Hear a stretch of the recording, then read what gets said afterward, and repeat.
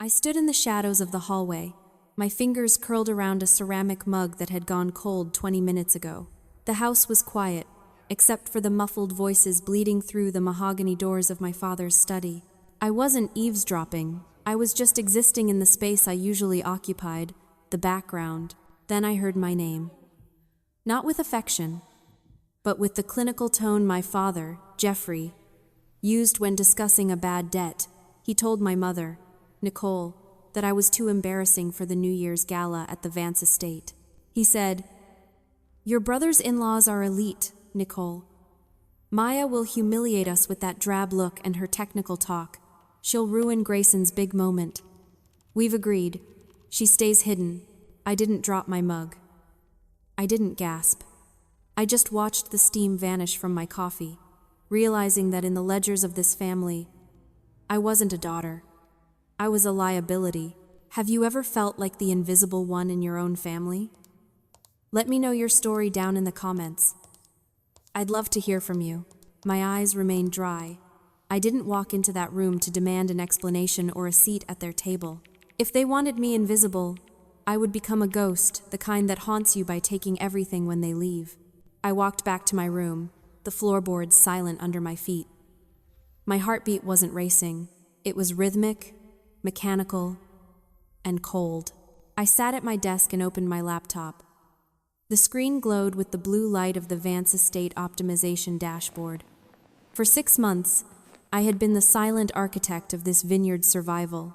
While my brother Grayson was out playing the part of the visionary heir, I was in the digital trenches. I had built the algorithms, the supply chain logistics, and the predictive models that turned a crumbling historic winery into a gold mine. I saw a notification flicker on the corner of my screen. It was an access request. Grayson. He was trying to log into my private server, likely looking for the logistics report he intended to present to his future in-laws tomorrow morning. He wanted to stand on the stage and take credit for the $8,400,000 in revenue I had recovered. I leaned back, my face a mask of clinical clarity. Grayson hadn't just sidelined me. He was attempting to harvest my life's work to buy himself a life of luxury. I didn't send him a warning. I didn't send a text. I simply moved the cursor to the admin settings. With 3 keystrokes, I initiated a total digital blackout. I didn't just change the password. I encrypted the entire core database and pulled the server offline. Without my clearance, the Vance Estate's logistics would freeze within 12 hours. The shipments would stop, the automated sellers would lock, the vision Grayson promised would become a blank screen. I felt no panic, only a strange sense of accounting. I had been the silent investor in their version of family for 31 years. And today, the subscription had expired. I reached under my bed and pulled out the small, pre-packed bag I'd kept for a day I always knew would come. I didn't look at the family photos on the wall as I left. Those were just images of people I used to know. I walked out the back door, the cold Napa Valley air hitting my face like a reset button. I wasn't running away. I was relocating my assets. Behind me, the house was still dark, unaware that its foundation had just walked out into the night. The hotel room was sterile, smelling of industrial lemon and loneliness, but it was the first place in years where I didn't feel like I was taking up someone else's air. I sat on the edge of the bed and looked down at my hands. They weren't the soft, manicured hands of a sterling. My knuckles were scarred from sub-zero nights in the fermentation caves, and my palms were etched with the permanent calluses of a woman who actually worked for a living. I compared them to the image of my mother's hands, always draped in silk, always holding a crystal flute, never once touching the soil that paid for her lifestyle. Growing up in that vineyard was like living in a beautiful museum where I was the only person allowed to clean the glass. I remember being 12 years old, hiding in the crawlspace beneath the main porch during my father's 50th birthday party. I could hear the laughter above me, the clinking of glasses, and Grayson's voice. Even then, he was the golden boy, performing for the crowd. I was down there in the dirt because my mother told me my awkward energy would dampen the mood. That's when I realized the hierarchy of the Sterling house. There was the image, which was Grayson.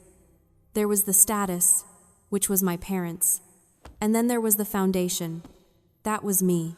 I was the one who spent my teenage summers memorizing the chemical balance of the soil while Grayson was out racing cars. I was the one who, 3 years ago, identified the $1,200,000 supply chain leak that was quietly bleeding the estate dry. I stayed up for 72 hours straight, rerouting logistics and renegotiating vendor contracts that were predatory. When I showed the solution to my father, he didn't thank me. He didn't even look me in the eye. He just handed the folder to Grayson and said, "Grayson, make sure you present this to the board as your initiative. It'll look better coming from the future CEO." I stood there, invisible in my own triumph, watching my brother's chest swell with a pride he hadn't earned. My empathy was a resource they had spent until the account was empty. I had spent my entire life building a stage for people who wanted to keep me under the floorboards. I looked back at my calloused hands in the dim hotel light. For the first time, I didn't feel ashamed of them. These hands built an empire, and tonight, I finally realized that the inability of my family to see my value didn't erase the value itself. It just meant they didn't deserve to own it anymore. The dawn didn't come with a sunrise. It came with the blue light of a priority incoming call. I didn't answer with a hello. I answered with a confirmation code. On the other end of the line was Graham Vance, the CEO of Harrington and Vale. To the world, he was a billionaire titan. To me, he was a client who only knew me as architect. We had spent months in encrypted video calls where my camera was always off and my voice was digitally masked. He didn't know I was 31. He didn't know I was a Sterling. He just knew I was the person who saved his legacy. "The server is down. Architect," Graham's voice was tense, bordering on panic. "The New Year's shipments are frozen. My team says the entire logistics core has been encrypted." "What's going on?" "The server isn't down, Graham," I said, my voice as level as a horizon line. "It's protected. I've initiated a stop work order on all intellectual property currently being used by the Vance estate. Your logistics haven't failed. They've simply been reclaimed by their owner." There was a long silence. I could hear him pacing. "Whatever the fee is, I'll double it. We have the engagement gala tonight. If those shipments don't move, we lose the Harrington distribution deal. We're talking about a loss of $12 million in a single quarter." "It's not about the money, Graham. It's about the integrity of the data," I replied. "You see, most people think logistics is just moving boxes from A to B. They think it's a blue-collar job, but what I built for you was a system based on the scarcity illusion." I let that sink in. "I didn't just fix your shipping routes. I used behavioral economics to restrict your supply in specific high-tier markets, creating an artificial bottleneck that drove luxury demand up by 40%. I turned your wine into a Veblen good, something people want more of specifically because it's hard to get. But right now, your visionary partner, Grayson Sterling, is trying to bypass those protocols. He's trying to flood the market to show growth on a spreadsheet for his in-laws. He's destroying the value I created." "Grayson?" Graham scoffed. "Grayson doesn't even know how to open the back end. He told me he was the one who designed the scarcity model. Then he lied," I said, the words sharp and clinical. "And if you want that server back online, you're going to stop talking to the visionary and start talking to the architect. I'm sending you a location. Meet me there in 1 hour. And Graham, bring your legal team. We need to discuss a signature I found on a loan application. A signature that looks like mine, but definitely isn't." I hung up before he could respond. Adrenaline wasn't my fuel. Precision was. I checked my reflection in the hotel mirror. I wasn't wearing the drab sweaters my mother bought me to keep me unobtrusive. I was wearing a sharp, charcoal blazer I'd bought with my own secret earnings. I didn't look like an embarrassment. I looked like the person who was about to decide whether or not the Sterling name survived the night. The rain began to streak the windows of my hotel room, blurring the neon lights of the city into jagged smears of red and blue. It was a fitting backdrop for the call I was about to receive. I sat at the small mahogany desk, a stack of forensic accounting printouts spread before me like the pieces of a dark puzzle. My phone vibrated. It was Sarah, the lead investigator from the forensic firm I'd hired the moment I walked out. "Maya." Sarah's voice was crisp, professional, and tinged with the kind of gravity that tells you the world is about to change. I've finished the cross-reference on the Vance estate loan applications. It's worse than we thought. Give it to me. Clean and factual. The $400,000 missing from your inheritance trust? It wasn't a bank error or a market dip, Sarah said. I could hear the rustle of paper on her end. It was drained over the last 18 months through a series of offshore transfers. But here's the kill shot. The authorization forms were signed in your name. We ran a digital handwriting analysis against your actual signature. It's a sophisticated forgery. Maya. But it's not perfect. The pressure points on the pen strokes match the biometric signature of your brother, Grayson. I stared at the wall. My anger was no longer a fire. It was a sub-zero vacuum. And my parents? They didn't just know. Maya. They co-signed as witnesses to the validity of your signature. Sarah replied. They used your future to buy Grayson's present. That engagement ring he bought for Sienna? That elite image they're flaunting at the gala tonight? It was all paid for with your stolen inheritance. They didn't just bench you from the family, they sold your seat to pay for the party. I looked at the documents on my screen. This wasn't just a family disagreement anymore. This was a felony. This was grand larceny and identity theft. I hung up and stood by the window. I wasn't a sister anymore. I wasn't a daughter. I was an auditor. And I was about to walk into that gala to conduct the final closing of the Sterling accounts. They thought I would humiliate them by showing up. They had no idea that my silence was the only thing that had been keeping them out of a courtroom. The ballroom of the Vance estate was a cathedral of glass and gold, smelling of expensive lilies and the kind of desperation that only people with everything to lose can project. I stood near the back, partially obscured by a marble pillar. I watched my family. Jeffrey and Nicole were beaming, holding crystal flutes of the very wine I had engineered, acting as if the soil itself bowed to their presence. Grayson was in the center of a circle of investors, his chest puffed out, likely repeating the lies about the scarcity model he'd practiced in the mirror. They looked perfect. They looked elite. They looked like thieves celebrating a heist. Then the lights dimmed. A single spotlight hit the stage as Graham Vance stepped up to the microphone. The room fell silent. Tonight is about legacy, Graham announced, his voice booming. The Vance estate was on the brink of a quiet collapse 6 months ago. We told the world we were restructuring, but the truth was, we were drowning. We were saved by a visionary, someone who saw the patterns in the data that we were blind to, someone who understood that true luxury isn't just a label, it's a strategy. I saw Grayson straighten his tie. He actually took a half step toward the stage, a smug, rehearsed, humble smile forming on his lips. My mother reached out and squeezed my father's arm, her eyes shining with the reflected light of a stolen victory. I'd like to unveil the newest addition to our Hall of Legacy, Graham said, a tribute to the architect of our future. The velvet curtain on the far wall dropped. The room gasped. It wasn't Grayson's face on that wall. It was mine. A high-definition portrait of me, looking calm and clinical, was flanked by the statistics of the $8,400,000 in recovered revenue. Beneath the photo, in gold lettering, it read, Maya Sterling, lead strategic partner. The silence that followed was heavy enough to crush the lungs. I watched the color drain from Grayson's face, turning him a sickly, parchment gray. My mother's wine glass tilted in her hand, spilling dark red liquid onto her white silk dress, a stain that looked remarkably like a wound. Maya? Sienna, the heiress, whispered into the quiet. Then, louder, her voice filled with a mix of shock and reverence. Maya, you're the architect?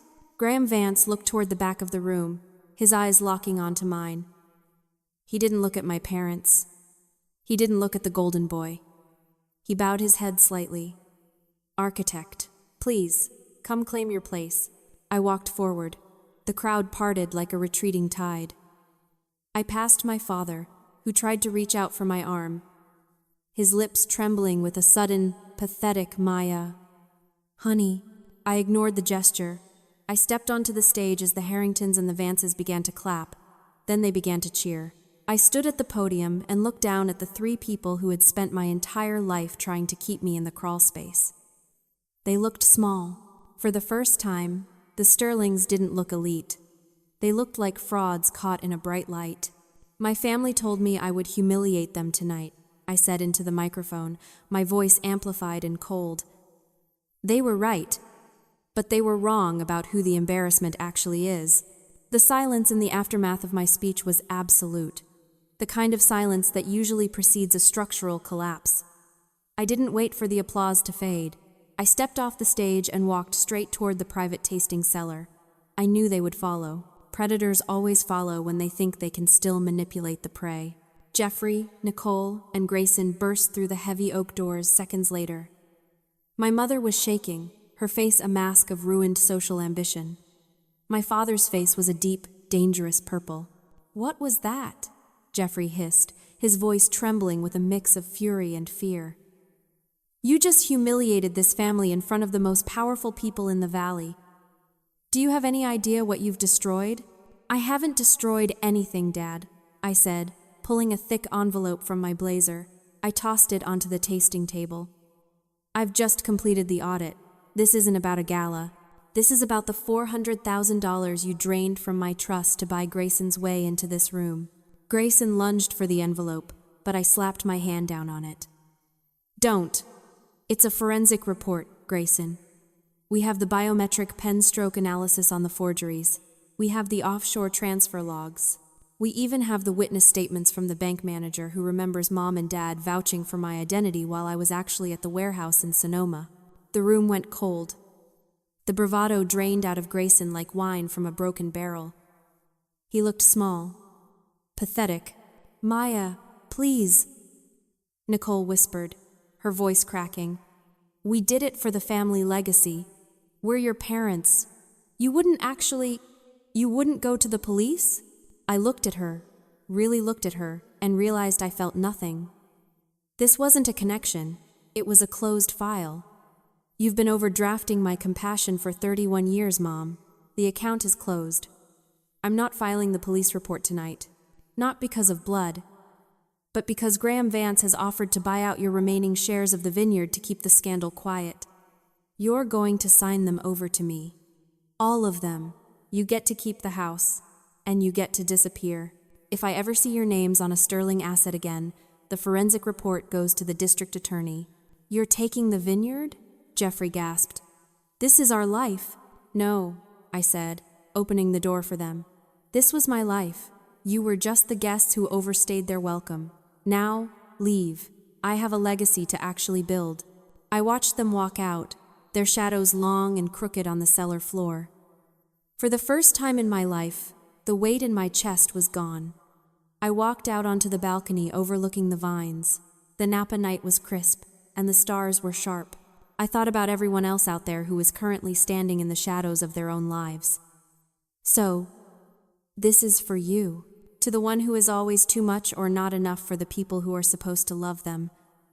To the person who builds the foundation while others take the credit for the roof. To the black sheep who is actually the only one holding the flock together.